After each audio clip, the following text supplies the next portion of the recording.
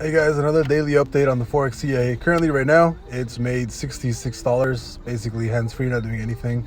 Again, this is not available to anybody right now. I'm just doing it for testing purposes. So far today, 66 bucks. It's mostly been on gold, just kind of scalping on gold. And then for the week, it did make 553 bucks. So far, the positions that are open, it did open these the EU pros, and I actually opened these EUs manually when the EA actually opened the 7th and 8th positions.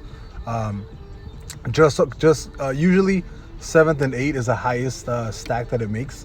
So when that happens, I tend to actually add on to the position to take out a little bit more profit.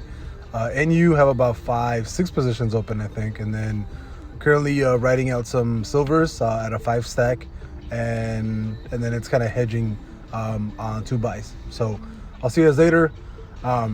66 bucks today, hands-free, Forex CA.